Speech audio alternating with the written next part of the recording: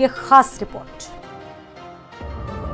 गली मोहल्लों में कैसे खुले ओयो होटल, क्या है ओयो होटल्स की हकीकत, कैसे मिलता है ओयो होटल का टैग, पुलिस और सरकारी सिस्टम का क्यों है संरक्षण।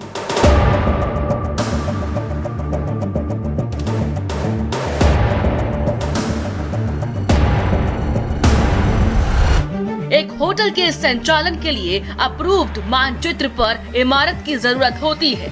ये इमारत सरकारी महकमे में व्यवसायिक गतिविधि के तहत रजिस्टर्ड होनी चाहिए और इसमें फायर सेफ्टी के मानकों के हिसाब से पूरे सुरक्षा इंतजाम होने चाहिए। लेकिन सब्जी के ठेले की तरह बीते कुछ सालों में हर शहर और कस्बों में ऐसे होटल खुले हैं जो सरकार के मानकों के साथ सरकारी राजस्व भी डकार लेते हैं। इन होटलों को नाम मिला है ओयो होटल्स का। लाल रंग का ओयो लिखा ये बोर्ड जिस इमारत पर लगा हो, मान लिया जाता है कि उसने सरकारी नियमों को मानकर होटल संचालन शुरू किया है। ओयो के साथ अगर आपको अपने होटल को रजिस्टर करना है तो बहुत ही आसान प्रोसेस है। आप ओयो की ऑफिशियल वेबसाइट्स पर जाइए, कुछ स्टेप्स हैं जो आपको फॉलो करने होते हैं और उसके बाद आपको ओयो का रजिस्ट्रेशन नंबर मिल जाता है और आप ओयो के business as a business partner join कर सकते हैं।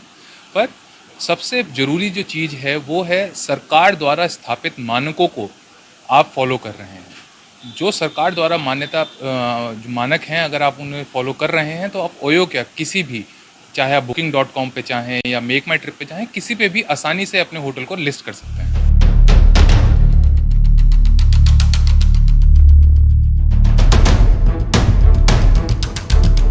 ओयो की वेबसाइट पर सरकारी मानकों वाले हिस्से में क्लिक करते जाइए और हो गया आपका रजिस्ट्रेशन। इसके बाद पुलिस, विकास प्राधिकरण, नगर निगम या फिर फायर सेफ्टी विभाग कोई नहीं पूछता ये होटल आखिर चल कैसे रहा है। मेरठ के बारे में ही जाने तो शहर के नए बसे सुनसान इलाकों से लेकर शहर की सकरी गलियों तक ओयो होटल्स खुले हैं। फायर सेफ्टी को लेकर हमारा कंसर्न रहता है। शासन और डीजीपी सर के भी इस संबंध में निर्देश प्राप्त हुए थे, जिसके क्रम में फायर विभाग यानी फायर सीएफओ द्वारा अपनी पूरी टीम के साथ जनपद के जो हमारे कंजस्टेड एरिया हैं, हाई राइज बिल्डिंग्स हैं, होटल्स हैं, रेस्टोरेंट्स हैं, इसके अलावा इंडस्ट्रियल एरियाज़ या उनके जो बिल्डिंग्स हैं, इनमें सघन चेकिंग अभियान चलाया जा रहा है। फायर सेफ्टी नॉर्म के लिए जो भी बेसिक रिक्वायरमेंट होती हैं उनकी चेकिंग की जा रही है।